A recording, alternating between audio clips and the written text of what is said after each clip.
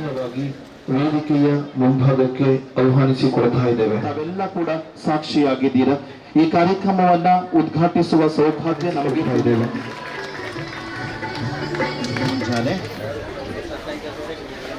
2025-26ನೇ ಸಾಲಿನ ಜಿಲ್ಲಾ ಮಟ್ಟದ ಕುಸ್ತಿ ಪಂದ್ಯಾಟವನ್ನು ಇವತ್ತು ಜನತಾ ಪದವಿ ಪೂರ್ವ ಕಾಲೇಜು ಹೆಮ್ಮಾಡಿ ಹಾಗೂ ಉಡುಪಿ ಜಿಲ್ಲೆ ಉಪನಿರ್ದೇಶಕರ ಕಚೇರಿ ಇದರ ಸಂಯುಕ್ತ ಆಶ್ರಯದಲ್ಲಿ ಈ ಒಂದು ಅಂಗಣದಲ್ಲಿ ನಾವು ಹಮ್ಮಿಕೊಂಡಿದ್ದೇವೆ. ಒಂದು ಮಾತಿದೆ, ದೇಹ ಸದೃಢವಾಗಿದ್ದರೆ ಮನಸ್ಸು ಸದೃಢವಾಗಿರ್ತದೆ. ಮನಸ್ಸು ಅರಳಿದಾಗ ಮಾತ್ರ ಯಶಸ್ಸು ಸಾಧ್ಯ.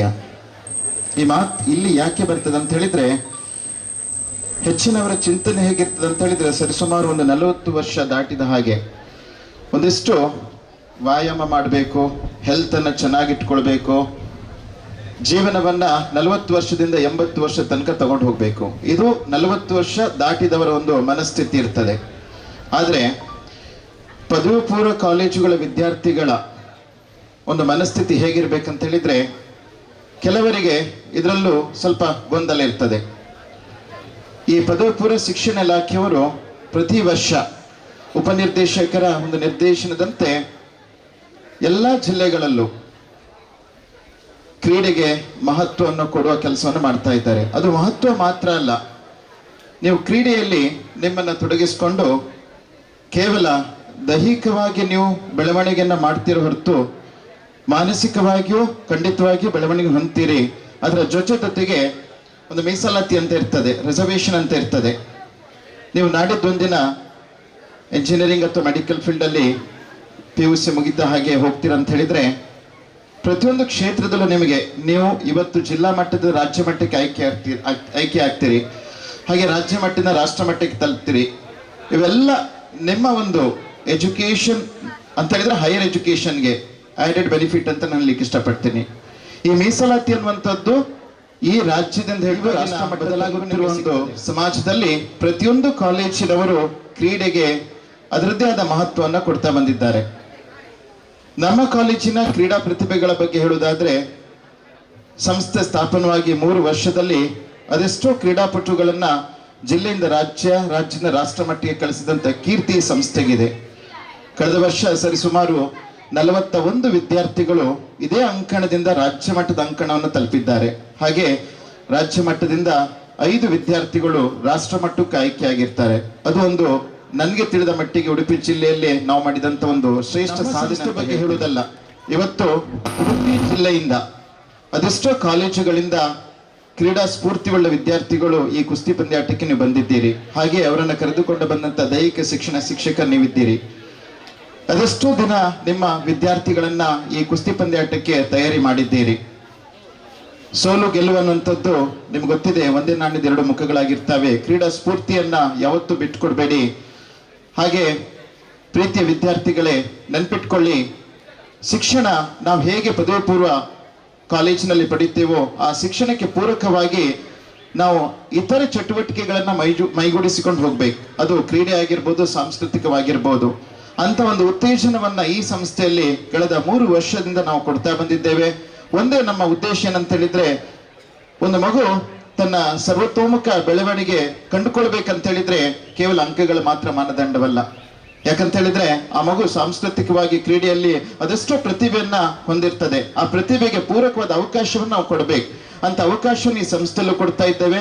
ಹಾಗೆ ನನ್ನ ಒಂದು ಸಂಖ್ಯೆ ಪ್ರಕಾರ, ಯಾಕಂತ ಹೇಳಿದ್ರೆ ಒಂದು 20 ದಿನಗಳ ಹಿಂದೆ ಪ್ರಾಂಶುಪಾಲರ ಸಭೆಯಲ್ಲಿ ಉಡುಪಿ ಜಿಲ್ಲೆಯಲ್ಲಿ ಕಳೆದ ಶೈಕ್ಷಣಿಕ ಅವಧಿಯಲ್ಲಿ ಒಂದಿಷ್ಟು ವಿದ್ಯಾರ್ಥಿಗಳು ರಾಷ್ಟ್ರ ಮಟ್ಟವನ್ನು ತಲುಪಿದ್ರು. 35 ವಿದ್ಯಾರ್ಥಿಗಳು ರಾಷ್ಟ್ರ ಮಟ್ಟದ ಅಂಕಣವನ್ನು ಉಡುಪಿ ಜಿಲ್ಲೆಯಿಂದ ತಲುಪಿದ್ರು. ಅದು ಈ ವರ್ಷ ಅಲ್ಲ, ಕಳೆದ ಶೈಕ್ಷಣಿಕದಲ್ಲಿ 35 ವಿದ್ಯಾರ್ಥಿಗಳ ಸಂಖ್ಯೆ ಇತ್ತು. ನಿಮ್ಗೆಲ್ಲರಿಗೂ ಒಂದು ಆಶಯ ನಾನು ವ್ಯಕ್ತಪಡಿಸ್ತೀನಿ. ಈ ವರ್ಷ ಉಡುಪಿ ಜಿಲ್ಲೆಯಿಂದ 35 ಅಲ್ಲ, ಅದರ ದುಪ್ಪಟ್ಟು ವಿದ್ಯಾರ್ಥಿಗಳು ರಾಷ್ಟ್ರ ಮಟ್ಟದ ಅಂಕಣವನ್ನ ತಲುಪಬೇಕು. ಪ್ರೀತಿಯ ಕ್ರೀಡಾಳುಗಳೇ, ಇವತ್ತಿನ ಒಂದು ಈ ಪಂದ್ಯಾಟದಲ್ಲಿ ನೀವು ಆದಷ್ಟು ನಿಮ್ಮ ಒಂದು ಕ್ರೀಡಾ ಸ್ಫೂರ್ತಿಯನ್ನು ತೋರಿಸಿ ರಾಜ್ಯ ಮಟ್ಟಕ್ಕೆ ಆಯ್ಕೆಯಾಗಿ, ಅದೇ ರೀತಿ ಕಳೆದ ವರ್ಷನೂ ಕೂಡ ಈ ಒಂದು ಮೈದಾನದಲ್ಲಿ ಜಿಲ್ಲಾ ಮಟ್ಟದ ಕುಸ್ತಿ ಪಂದ್ಯಾಟನ ಆಯೋಜನೆ ಮಾಡಿಕೊಂಡಿದ್ದೆವು, ಅಚ್ಚುಕಟ್ಟಾಗಿ ನಡೆಸಿಕೊಟ್ಟಿದ್ದೆವು. ಹಾಗೆ ಇವತ್ತಿನ ಈ ಕಾರ್ಯಕ್ರಮ ಕೂಡ ಅಷ್ಟೇ ಚೆನ್ನಾಗಿ ಮೂಡಿ ಬರಲಿ ಅಂತ ದೇವರಲ್ಲಿ ಪ್ರಾರ್ಥಿಸ್ತಾ, ಹಾಗೆ ಮುಂಬರುವ ದಿನಗಳಲ್ಲಿ ಇವತ್ತು ಜಿಲ್ಲಾ ಮಟ್ಟದ ಕುಸ್ತಿ ಪಂದ್ಯಾಟ ಈ ಒಂದು ಮೈದಾನದಲ್ಲಿ ನಡೀತಾ ಇದೆ. ಇದೇ ಬರುವ ತಾರೀಕು ಸೆಪ್ಟೆಂಬರ್ 13ಕ್ಕೆ ಇದೇ ಅಂಕಣದಲ್ಲಿ ಜಿಲ್ಲಾ ಮಟ್ಟದ ಕಬಡ್ಡಿಯನ್ನು ಕೂಡ ನಾವು ಆಯೋಜನೆ ಮಾಡಿಕೊಂಡಿದ್ದೇವೆ. ಹಾಗೆ ಅಕ್ಟೋಬರ್ ಕೊನೆಯ ವಾರದಲ್ಲಿ ಜಿಲ್ಲಾ ಮಟ್ಟದ ಪ್ರಾಥಮಿಕ ಹಾಗೂ ಪ್ರೌಢಶಾಲೆ ವಿದ್ಯಾರ್ಥಿಗಳ ಕ್ರೀಡಾಕೂಟವನ್ನು ಇದೇ ಮೈದಾನದಲ್ಲಿ ಆಯೋಜನೆ ಮಾಡಲಿಕ್ಕಿದ್ದೇವೆ. ಇದೆಲ್ಲ ಏನ್ ಹೇಳ್ತದೆ ಅಂತ ಹೇಳಿದ್ರೆ, ಜನತಾ ಸಮೂಹ ಶಿಕ್ಷಣ ಸಂಸ್ಥೆಯಲ್ಲಿ ಒಂದು ಮಗುವಿಗೆ ಶಿಕ್ಷಣದಲ್ಲಿ ಎಷ್ಟು ಆದ್ಯತೆ ಕೊಡ್ತಾರೆ ನೋಡಿ, ಶಿಕ್ಷಣೇತರ ಚಟುವಟಿಕೆಯಲ್ಲೂ ಆದ್ಯತೆ ಕೊಡುವಂತ ಕೆಲಸ ಖಂಡಿತವಾಗಿಯೂ ಉಪನಿರ್ದೇಶಕರು ಹೇಳುವುದಿಷ್ಟೇನೆ, ನಿಮ್ಮೊಟ್ಟಿಗೆ ನಾವಿದ್ದೇವೆ, ನೀವು ಹೇಳುವುದು ತಡ ನಾವು ಮಾಡುವುದು ಖಂಡಿತ ನಿಮ್ಮೊಟ್ಟಿಗಿದ್ದೇವೆ ಸರ್. ಹಾಗೆ ಇವತ್ತು ಈ ಒಂದು ಭವ್ಯ ಕಾರ್ಯಕ್ರಮಕ್ಕೆ ಮುಖ್ಯ ಅಭ್ಯಾಗತರಾಗಿ ಬರಬೇಕು ಅಂತ ಹೇಳ್ಕೊಂಡು ಕೇಳ್ಕೊಂಡಾಗ ನಮ್ಮೆಲ್ಲರ ಮಾರ್ಗದರ್ಶಕರು, ಯಾಕಂತ ಹೇಳಿದ್ರೆ ನಮ್ಮ ಪದವಿ ಪೂರ್ವ ಶಿಕ್ಷಣ ಇಲಾಖೆಗೆ ಸಂಬಂಧಪಟ್ಟ ಯಾವುದೇ ನ್ಯೂನ್ಯತೆಗಳಿರ್ಲಿ ಅದನ್ನ ಸರಿ ಮಾಡಿ ಕೊಡುವಂತ ಕೆಲಸ ನಮ್ಮ ಉಪನಿರ್ದೇಶಕರದ್ದು. ಹಾಗೆ ಸಮಯಕ್ಕೆ ಸರಿಯಾಗಿ ಮಾರ್ಗದರ್ಶನ ನೀಡುವಂತ ಕೆಲಸ ನಮ್ಮ ಉಪನಿರ್ದೇಶಕರಾದಂತ ಮಾರುತಿ ಸರ್ ಅವರದ್ದು. ಸರ್, ನಿಮ್ಮನ್ನು ಇವತ್ತಿನ ಒಂದು ವೈಭವದ ಕಾರ್ಯಕ್ರಮಕ್ಕೆ ನಮ್ಮ ಸಂಸ್ಥೆ ಪರವಾಗಿ ಹಾಗೆ ಇಲ್ಲಿ ನೆರೆದಿರುವ ಸರ್ವರ ಪರವಾಗಿ ಗೌರವದ ಸ್ವಾಗತವನ್ನು ನಾನು ಕೋರ್ತಾ ಇದ್ದೀನಿ. ಉದ್ಘೋಷಕ ಪೀಠದ ಹಾರೈಕೆಯ ಶುಭ ನುಡಿಯೊಂದಿಗೆ ಜ್ಯೋತಿಯನ್ನು ಬೆಳಗಿಸಿ ಕಾರ್ಯಕ್ರಮಕ್ಕೆ ಮಿಂಚಿನ ಸಂಚಲನವನ್ನು ನೀಡಿ ಅತಿಥಿ ಅಭ್ಯಾಗತರು ಒಲಿಸಲಿದ್ದಾರೆ.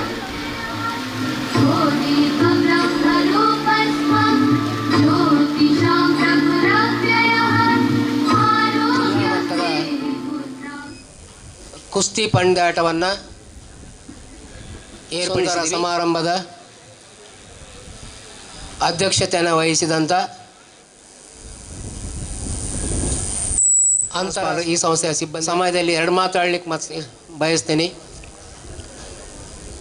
ಕಾರಣ ಅಂದರೆ ಈಗಾಗಲೇ ಸಾಕಷ್ಟು ಸಮಯ ಆಗಿದೆ. ಪ್ರೀತಿ ವಿದ್ಯಾರ್ಥಿ ಕ್ರೀಡಾ ಸ್ಪರ್ಧಿಗಳೇ, ಕುಸ್ತಿಪಟುಗಳೇ, ಕ್ರೀಡೆಯನ್ನು ಒಂದು ಕ್ರೀಡಾ ಸ್ಫೂರ್ತಿಯಿಂದ ಆಡಿ ಕ್ರೀಡೆಯಿಂದ ನಮಗೆ ಸಾಕಷ್ಟು ಅನುಕೂಲ ಆಗ್ತದೆ. ಹೆಚ್ಚಿನ ಶಿಕ್ಷಣ ಸಂಸ್ಥೆಗಳು ಬರೀ ಅಕಾಡೆಮಿಕ್ ಕಡೆ ಮಾತ್ರ ಗಮನ ಹರಿಸ್ತವೆ. ಮಕ್ಕಳನ್ನು PUC ಒಳ್ಳೆ ಮಾರ್ಕ್ಸ್ ತೆಗಿಬೇಕು, ಒಳ್ಳೆ ಅಂಕಗಳನ್ನು ತೆಗಿಸ್ಬೇಕು, ಇಂಜಿನಿಯರಿಂಗ್ ಮಾಡಿಸ್ಬೇಕು, ಮೆಡಿಕಲ್ ಮಾಡಿಸ್ಬೇಕು, ಮತ್ತೊಂದು ಮಾಡಬೇಕು ಅಂತಕ್ಕಂಥದ್ದು. ಆದರೆ ಕ್ರೀಡೆ ಕೂಡ ಅತಿ ಮುಖ್ಯ. ಕ್ರೀಡೆಯಲ್ಲಿ ಇತ್ತೀಚೆಗೆ ರಿಸರ್ವೇಷನ್ ಕೂಡ ತಂದಿದ್ದಾರೆ. 2% ರಿಸರ್ವೇಷನ್ ಇರ್ಬೋದಲ್ಲ, ಎಷ್ಟು ಪರ್ಸೆಂಟ್ ರಿಸರ್ವೇಷನ್ ಕೂಡ ಉದ್ಯೋಗಗಳಲ್ಲಿ ಮತ್ತು ಶಿಕ್ಷಣದಲ್ಲಿ ನಮಗೆ ಕ್ರೀಡಾ ಸ್ಪರ್ಧಿಗಳಿಗೆ ರಾಜ್ಯ ಮತ್ತು ರಾಷ್ಟ್ರ ಮಟ್ಟದಲ್ಲಿ ಆಯ್ಕೆ ಆಗಿರ್ತಕ್ಕಂಥ ಮಕ್ಕಳಿಗೆ ರಿಸರ್ವೇಷನ್ ಕೂಡ ಇದೆ.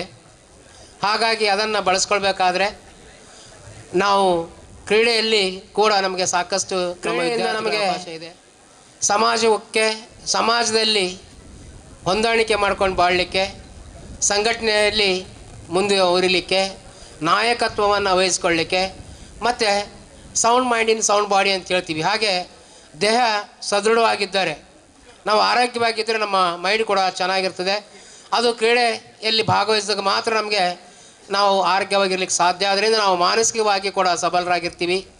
ಕ್ರೀಡೆಯಿಂದ ನಮಗೆ ನೈತಿಕವಾಗಿ ಪ್ರಾಮಾಣಿಕತೆ, ನೈತಿಕತೆ, ಸಮಯ ಪ್ರಜ್ಞೆ, ಶಿಸ್ತು, ನಿಯಮ ಪಾಲನೆ ಮಾಡ್ತಕ್ಕಂಥ ಎಲ್ಲ ಗುಣಗಳು ನಮ್ಮಲ್ಲಿ ಬೆಳೆಯೋದ್ರಿಂದ ನಾವು ನಮ್ಮ ಜೀವನದಲ್ಲಿ ನಾವು ತುಂಬ ಶಿಸ್ತಿನಿಂದ ಆರೋಗ್ಯಯುತವಾಗಿ ನಿಯಮಗಳನ್ನು ಪಾಲ್ಕೊಂಡು ನಾವು ಸಮಾಜದಲ್ಲಿ ಒಂದು ಮಾದರಿಯಾಗಿ ನಾವು ಬೆಳೀಲಿಕ್ಕೆ ಸಾಧ್ಯ ಆಗ್ತದೆ. ಮತ್ತು ಸಮಾಜದಲ್ಲಿ ಹೊಂದಾಣಿಕೆ ಮಾಡ್ತಕ್ಕಂಥದ್ದು, ಇತರರನ್ನು ಗೌರವಿಸ್ತಕ್ಕಂಥದ್ದು.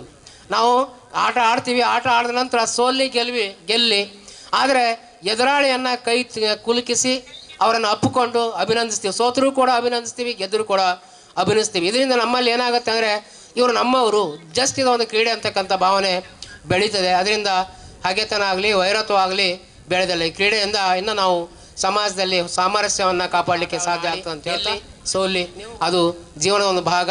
ಹಾಗಾಗಿ ಗೆದ್ದತಕ್ಕಂಥದ್ದು ಹೆಮ್ಮೆ ಪಟ್ಕೊಂಡು ಅದು ಮಾಡ್ತಕ್ಕಂಥದ್ದು. ಅದ್ರ ಜೊತೆಗೆ ಸೋತಾಗ ಕೂಡ ಅಷ್ಟೇ ನಾವು ವಿನಯದಿಂದ ಸ್ವೀಕರಿಸಿ ಸಮಾಜದಲ್ಲಿ ನಮ್ಮ ಸ್ಪರ್ಧಿಗಳ ಜೊತೆ ಹೊಂದಾಣಿಕೆ ಮಾಡಿಕೊಂಡು ಬಾಳಬೇಕು ಅಂತ ಹೇಳ್ತಾ ಈ ಒಂದು ಸಮಾರಂಭದ ಈ ಸಂಸ್ಥೆ ನಮಗೆ ಮೊದಲಿಂದನೇ ನಾವು ಯಾವಾಗಲೂ ಇಲಾಖೆ ಅಧಿಕಾರಿಗಳು ಸಮಾಜಕ್ಕೆ ಒಳ್ಳೆ ವಿದ್ಯಾರ್ಥಿಗಳನ್ನ ಕೊಡಿ ಅಂತ ನಾವು ಕೇಳ್ತಕ್ಕಂಥದ್ದು.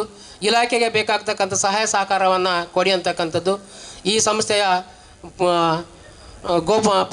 ಮಾಜಿ ಶಾಸಕರಂಥ ಗೋಪಾಲ್ ಪೂಜಾರಿ ಆಗಿರ್ಬೋದು, ಆಮೇಲೆ ಗಣೇಶ್ ಮಗಿಯವರಾಗಿರ್ಬೋದು, ಆಮೇಲೆ ರಮೇಶ್ ಅವರಾಗಿರ್ಬೋದು, ಆಮೇಲೆ ಸಂಸ್ಥೆಯ ಪ್ರತಿಯೊಬ್ಬರೂ ಕೂಡ ಇಲಾಖೆಗೆ ಸಹಕಾರವನ್ನು ನೀಡ್ತಾ ಇದ್ದಾರೆ.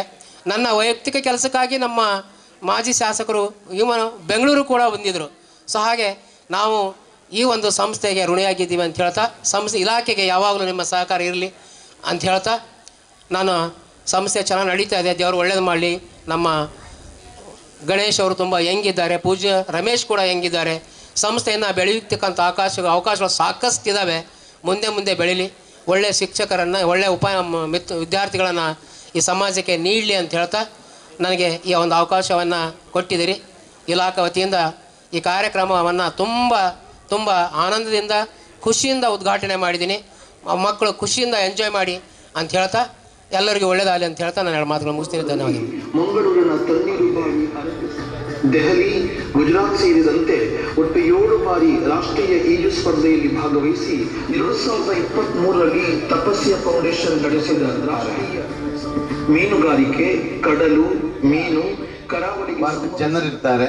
ಒಂದು, ಪರಿಸರಕ್ಕೆ ತಕ್ಕ ಹಾಗೆ ನಾವು ಬದಲಾಗುತ್ತಾ ನಮ್ಮ ಕೆಲಸವನ್ನು ಮಾಡಿಕೊಂಡು ಹೋಗುವಂಥದ್ದು.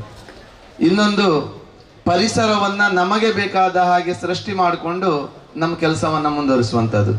ಆದರೆ ಆ 2ನೇ ವರ್ಗ ಇದೆಯಲ್ಲ, ಪರಿಸರವನ್ನು ಪರಿವರ್ತನೆ ಮಾಡಿ ನಮಗೆ ಬೇಕಾದ ಹಾಗೆ ಬದಲಾಯಿಸಿಕೊಳ್ಳುವಂಥದ್ದು, ಅದು ತುಂಬ ಕಷ್ಟದ ಕೆಲಸ. ಇಂತಹ ಕೆಲಸ ಮಾಡ್ತಾ ಇರುವವರು ನಮ್ಮ ಈ ಸಂಸ್ಥೆಯ ಪ್ರಾಂಶುಪಾಲರಾದಂತಹ ಗಣೇಶ್ ಸರ್ ಅವರು.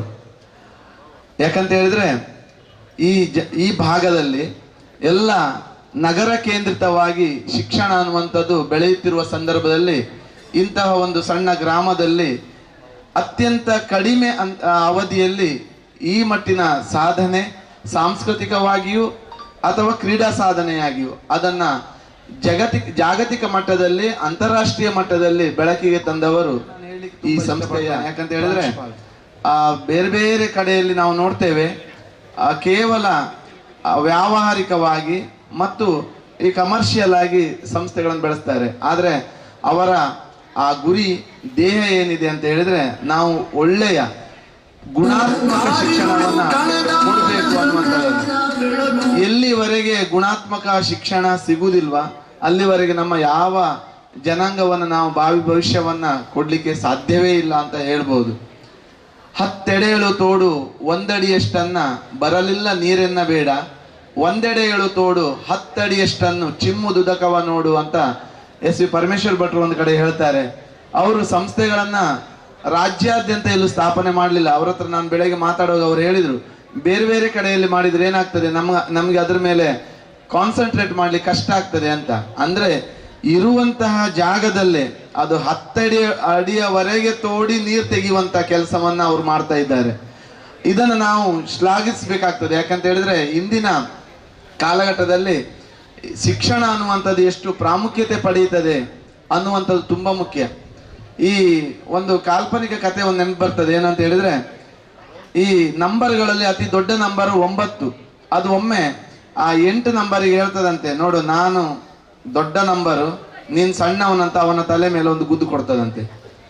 ಈ 8 ನಂಬರು 7 ನಂಬರಿಗೆ ಹೇಳ್ತದಂತೆ, ನೋಡು ನಿನಗಿಂತ ನಾನು ದೊಡ್ಡವನಂತ 7ನೇ ನಂಬರಿನ ಮೇಲೆ ಒಂದು ಗುದ್ದು ಕೊಡ್ತದೆ. 7 6ಕ್ಕೆ ಹೊಡಿತದೆ, 6 5ಕ್ಕೆ ಹೊಡಿತದೆ, 5 4ಕ್ಕೆ ಹೊಡಿತದೆ, 4 3ಕ್ಕೆ ಹೊಡಿತದೆ, 3 2ಕ್ಕೆ ಹೊಡಿತದೆ, 2 1ಕ್ಕೆ ಹೊಡಿತದೆ. 1 ನೋಡ್ತದಂತೆ ಅದಕ್ಕಿಂತ ಚಿಕ್ಕದು 0, ಆದ್ರೆ ಅದು ಗುದ್ದು ಕೊಡುದಿಲ್ಲ ಅಂತೆ. ಅದನ್ನ ಕರೆದು ಪಕ್ಕದಲ್ಲಿ ನಿಲ್ಸ್ಕೊಂಡು ಹೇಳ್ತದಂತೆ, ಈಗ ನಾನು 1 ನೀನು 0, ನಾವಿಬ್ಬರು ಸೇರಿದಾಗ ಎಲ್ಲರಿಗಿಂತ ದೊಡ್ಡ ಸಂಖ್ಯೆ 10 ಆಗಿದ್ದೇವೆ. ನಾವು ಜಗಳ ಮಾಡೋದು ಬೇಡ, ನಾವು ಒಂದಾಗಿರುವ, ಎಲ್ಲಿವರೆಗೆ ನಾವು ಒಂದಾಗಿರ್ತೇವೋ ಅಲ್ಲಿವರೆಗೆ ನಮ್ಮನ್ನು ಯಾರು ಅಲುಗಾಡಿಸ್ಲಿಕ್ಕೆ ಆಗುದಿಲ್ಲ ಅಂತ ಈ ಸಂಸ್ಥೆಯಲ್ಲಿ ಅದೇ ರೀತಿಯಲ್ಲಿ ನಡೀತಾ ಇದೆ. ಉಪ ಪ್ರಾಂಶುಪಾಲರಾಗಿರ್ಬೋದು ಅಥವಾ ಉದಯ ನಾಯ್ಕ್ ಸರ್ ಅವರಾಗಿರ್ಬೋದು, ಇವರೆಲ್ಲ ಒಂದು ತಂಡವಾಗಿ ಇಡೀ ರಾಜ್ಯವನ್ನ ಮೆಚ್ಚುವ ಕೆಲಸವನ್ನು ಮಾಡ್ತಾ ಇದ್ದಾರೆ. ಶಿಕ್ಷಣ ಅನ್ನುವಂಥದ್ದು ಕ್ರಾಂತಿ ಅನ್ನುವಂಥದ್ದನ್ನ ತೋರಿಸ್ತಾ ಇದ್ದಾರೆ. ಇಂತಹ ಒಳ್ಳೆಯ ಕೆಲಸದಲ್ಲಿ, ಯಾಕಂತ ಹೇಳಿದ್ರೆ ದೀಪವನ್ನ ಯಾರು ಬೇಕಾದ್ರೆ ಹಚ್ಚಬಹುದು. ಆದರೆ ನಿರಂತರವಾಗಿ ಅದಕ್ಕೆ ಎಣ್ಣೆಯನ್ನ ಹಾಕಿ ಅದನ್ನ ಪ್ರಜ್ವಲವನ್ನ ಎಲ್ಲರಿಗೂ ಹಂಚುವಂತ ಕೆಲಸ ಎಲ್ಲರಿಂದಲೂ ಆಗುವುದಿಲ್ಲ. ಈ ಶಿಕ್ಷಣವನ್ನುವಂಥದ್ದು ಒಂದು ಇನ್ನಷ್ಟು ಜನರಿಗೆ ತಲುಪ್ತದೆ ಅನ್ನುವಂಥದ್ದು ನನ್ನ ಭಾವನೆ. ಆ ಪ್ರಕಾರವಾಗಿ ಇಲ್ಲಿ ಯಾಕಂತ ಹೇಳಿದ್ರೆ ಇವತ್ತು ಕುಸ್ತಿ ಪಂದ್ಯ ನಡೀತಾ ಇದೆ. DDP ಸರ್ ಅವರು ಹೇಳಿದ ಹಾಗೆ ಸಮಯ ಇಲ್ಲ, ಮಾತನಾಡುವ ಸಮಯವೇ ಬೇರೆ. ಆದರೆ ಕುಸ್ತಿ ಅನ್ನುವಂಥದ್ದು ಈಗಾಗಲೇ ಸರ್ ಹೇಳಿದ ಹಾಗೆ ದೈಹಿಕವಾಗಿಯೂ ಮಾನಸಿಕವಾಗಿಯೂ ನಮ್ಮನ್ನು ಸುದೃಢರನ್ನಾಗಿ ಮಾಡಬೇಕಾದ್ರೆ ಅದು ಆಟ ಆಡಲೇಬೇಕು. 40ರ ನಂತರ ನಮಗೆ ಮೈಕೈ ಏನೋ ಒಂದು ಸೆಳೆತವ ಮತ್ತೊಂದು ರೋಗ ರುಜಿನಗಳು ಬಂದಾಗ ಆರಂಭ ಮಾಡುವುದಲ್ಲ. ಚಿಕ್ಕ ಪ್ರಾಯದಿಂದ ಯಾರು ಪ್ರಾರಂಭ ಮಾಡ್ತಾರೆ ಖಂಡಿತವಾಗಿ ಅವರಿಗೆ 40ರಿಂದ 80ರವರೆಗೆ ಅವರಿಗೆ ಆರೋಗ್ಯ ಚೆನ್ನಾಗಿರ್ತದೆ ಅನ್ನುವಂಥದ್ದು ನನ್ನ ಭಾವನೆ. ಯಾಕಂತ ಹೇಳಿದ್ರೆ ಅದು ಸಣ್ಣ ಪ್ರಾಯದಲ್ಲೇ ಅದು ಬೆಳೆಸ್ಕೊಳ್ಬೇಕು. ಇನ್ನೊಂದು ಅವರು ಹೇಳಿದ ಹಾಗೆ ಬೇರೆ ಬೇರೆ ಕ್ಷೇತ್ರಗಳಲ್ಲಿ ರಿಸರ್ವೇಶನ್ ಸಿಗ್ತದೆ, ಮೀಸಲಾತಿ ಇದೆ.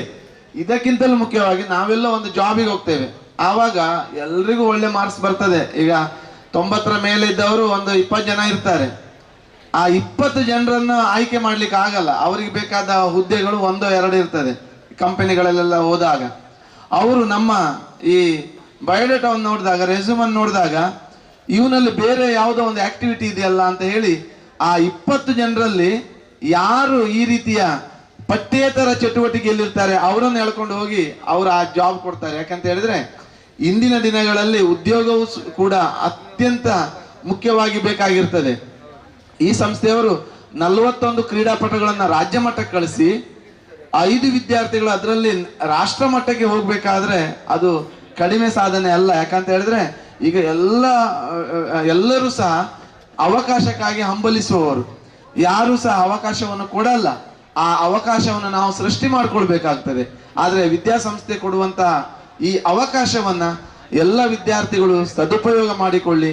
ಇವತ್ತಿನ ಈ ಕಾರ್ಯಕ್ರಮದಲ್ಲಿ, ಇವತ್ತಿನ ಸ್ಪರ್ಧೆಯಲ್ಲಿ ಭಾಗವಹಿಸಿದಂತ ಎಲ್ಲ ವಿದ್ಯಾರ್ಥಿಗಳಿಗೆ ಶುಭವಾಗಲಿ. ಗೆದ್ದರೆ ಖುಷಿ ಪಡಿ, ಸೋತರೆ ನೆಕ್ಸ್ಟ್ ನಾನು ಬರ್ತೇನೆ, ಇದಕ್ಕಿಂತಲೂ ದೊಡ್ಡ ಮಟ್ಟದಲ್ಲಿ ನಾವು ಸಾಧನೆ ಮಾಡ್ತೀವಿ ಅನ್ನುವಂತ ಒಂದು ಆ ಕಿಡಿ ನಿಮ್ಮ ಹೃದಯದಲ್ಲಿ ಬೆಳಗಲಿ ಅಂತ ಹೇಳ್ತಾ, ಅವಕಾಶ ಕೊಟ್ಟಂತ ಈ ಸಂಸ್ಥೆ ಎಲ್ಲ ಸಿಬ್ಬಂದಿ ವರ್ಗದವರಿಗೆ, ಈ ಆಡಳಿತ ಮಂಡಳದವರಿಗೆ ನಾನು ಕೃತಜ್ಞತೆಗಳನ್ನು ಸಲ್ಲಿಸಿ ನನ್ನ ಮಾತನ್ನು ಮುಗಿಸ್ತೇನೆ. Thank you. One and all. ಸಮಯ ಆಗ್ತಾ ಬಂದಿದೆ. ಬಹುಶಃ ಹೊನಲು ಬೆಳಕಲ್ಲೇ ಆಗಬಹುದು ಅಂತ ಅನಿಸುತ್ತೆ. ಆದರೂ ಈ ಸಂಸ್ಥೆ ಬಗ್ಗೆ ಒಂದೆರಡು ಮಾತು, ಒಂದೆರಡು ಅನಿಸಿಕೆಯನ್ನು ತಮ್ಮ ಮುಂದೆ ಹಂಚ್ಕೊಳ್ಬೇಕನ್ಸುತ್ತೆ. ಈ ಜಿಲ್ಲೆ ಕಂಡಂಥ, ಈ ರಾಜ್ಯ ಕಂಡಂಥ ಬೆರಳೆಣಿಕೆ 10 ಶಿಕ್ಷಣ ಸಂಸ್ಥೆಯಲ್ಲಿ ಜನತಾ ಪದವಿ ಪೂರ್ವ ಕಾಲೇಜು ಒಂದು ಹೇಳಲಿಕ್ಕೆ ಹೆಮ್ಮೆ ಆಗ್ತದೆ. ತನ್ನ 3-4 ವರ್ಷದ ಅವಧಿಯಲ್ಲಿ ರಾಷ್ಟ್ರೀಯ ಮಟ್ಟದಕ್ಕೆ ಒಂದೇ ಸಂಸ್ಥೆಯಿಂದ 5 ವಿದ್ಯಾರ್ಥಿಗಳನ್ನು ಕಳಿಸಿ ಉಡುಪಿ ಜಿಲ್ಲೆಯ ಇತಿಹಾಸದಲ್ಲಿ ತಮ್ಮ ಸ್ಥಾನವನ್ನು, ತಮ್ಮ ಹೆಜ್ಜೆ ಗುರುತನ್ನು ಬರೆದಿದ್ದೀರಾ. ಅದಕ್ಕಾಗಿ ಕ್ರೀಡಾಪರ ಚಟುವಟಿಕೆಯಲ್ಲಿ ನಿಮ್ಮ ಈ ಒಂದು ಆಸಕ್ತಿಗೆ ನಾನು ದೈಹಿಕ ಶಿಕ್ಷಣ ಉಪನ್ಯಾಸಕರ ಸಂಘದ ಪರವಾಗಿ ನಿಮಗೆ ಅಭಿನಂದನೆಗಳು ಸರ್. ಅದೇ ರೀತಿ ನಮ್ಮ ಎಲ್ಲ 35 ಮಕ್ಕಳನ್ನು, ಅವೆಲ್ಲ ಮಕ್ಕಳು ನಮ್ಮ ಮಕ್ಕಳೇ ಅಂತ ಹೇಳಿಕೊಂಡು ಕಳೆದ 1 ತಿಂಗಳ ಹಿಂದೆ ಅವರಿಗೆ ನಗದು ಬಹುಮಾನ ಕೊಟ್ಟು ಲಕ್ಷಾಂತರ ರೂಪಾಯಿ ಹಣ ವೆಚ್ಚ ಮಾಡಿ ಸನ್ಮಾನ ಮಾಡಿದಿರಲ್ಲ ಸರ್. ನಿಮ್ಮ ಈ ಕಾರ್ಯಕ್ರಮವನ್ನು ನಾವು ಯಾವತ್ತೂ ಮರೆಯುವುದಿಲ್ಲ ಸರ್. ಶ್ರೀಮಂತರು ತುಂಬ ಜನ ಇರ್ತಾರೆ, ಹೃದಯ ಶ್ರೀಮಂತಿಕೆ ಬೇಕು. ಆ ಹೃದಯ ಶ್ರೀಮಂತಿಕೆಯ ಸಾಕಾರ ಮೂರ್ತಿ ಗಣೇಶ್ ಮೊಗವೀರವರು ಸರ್. ದೇವರು ನಿಮಗೆ ಯಾವತ್ತೂ ಕೈಯನ್ನು ಹೀಗೆ ನೀಡುವಾಗೇ ಕೊಟ್ಟಿರಲಿ, ಆ ಶಕ್ತಿ ನಿಮ್ಗೆ ಯಾವತ್ತೂ ಬರಲಿ ಅಂತ ನಾನು ಈ ಕಾಲೇಜು 3-4 ವರ್ಷದಲ್ಲಿ ಕಲ್ಪವೃಕ್ಷದಂತೆ ಬೆಳೆದಿದೆ. ಕಲ್ಪವೃಕ್ಷ ತನ್ನ ಎಲ್ಲ ಅವಯವಗಳನ್ನು ಸಮಾಜಕ್ಕೆ ಕೊಡುತ್ತೆ. ತೆಂಗಿನ ಮರ ಹಾಗೆ ಮಾಡುತ್ತಾ ಹೋಗುತ್ತೆ.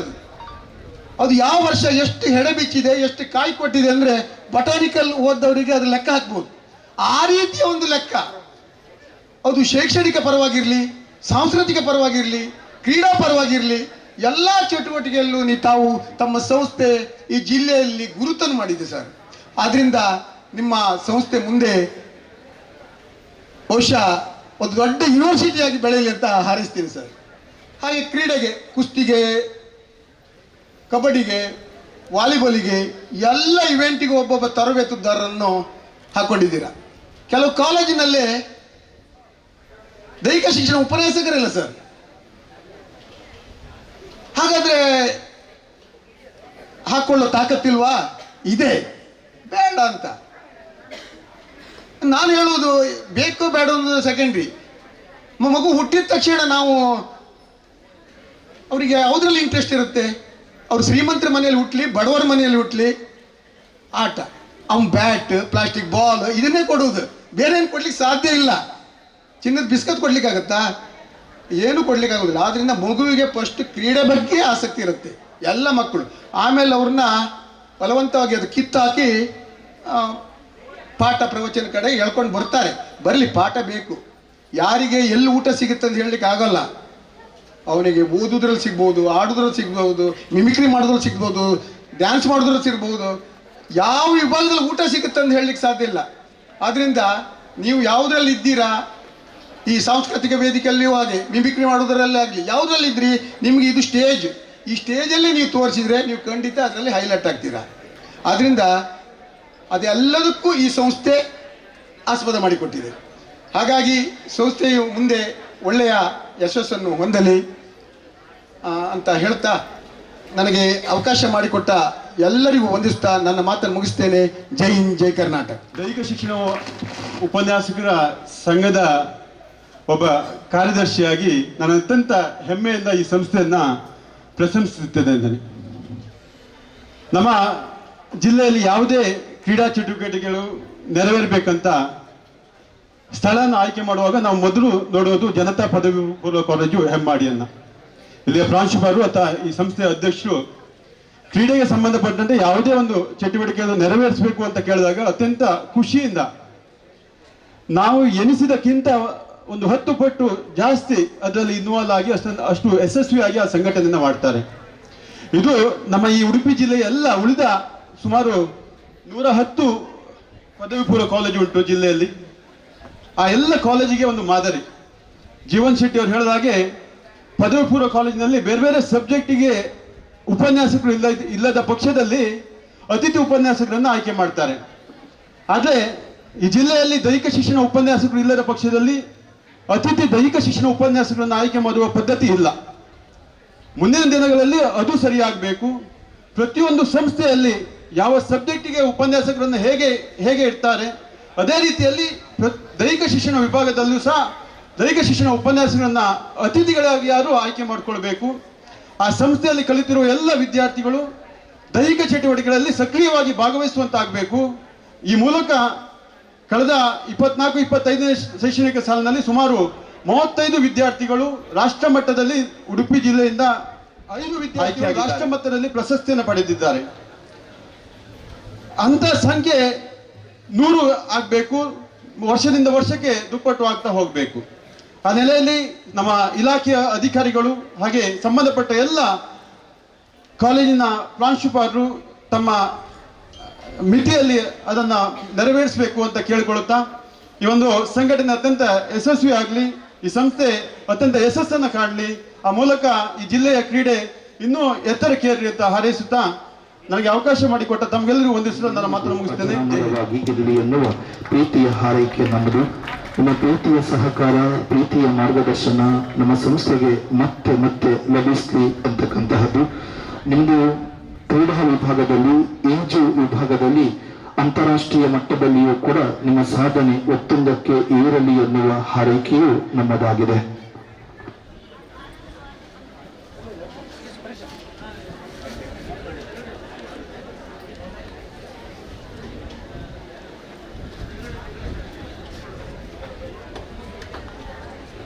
ನಿಮ್ಮೆಲ್ಲರ ಪ್ರೀತಿಯ ಚಪ್ಪಾಳೆಯ ಪ್ರೋತ್ಸಾಹ ಅವರಿಗೆ ಇರಲಿ.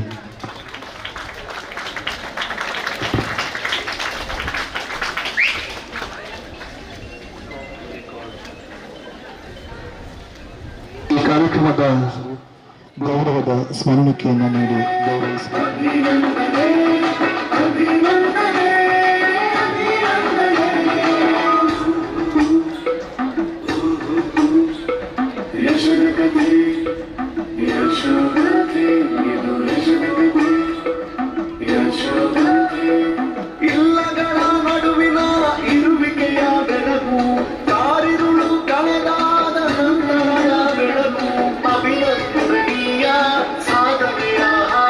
ಸರ್, ನಿಮ್ಮ ಮಾರ್ಗದರ್ಶನ ನಿರಂತರವಾಗಿ ನಮಗೆ ಲಭಿಸುತ್ತಲಿ ಅಂತಕ್ಕಂಥ ಪ್ರೀತಿಯ ಹಾರೈಕೆಯೊಂದಿಗೆ ಗೌರವದ ಅಭಿನಂದನೆಯನ್ನ ಸಲ್ಲಿಸುತ್ತಿದ್ದೇವೆ. ಹೊಸಮಠ ಸರ್, ನಿಮಗೂ ಕೂಡ ಸಂಸ್ಥೆವಾದಗಳೊಂದಿಗೆ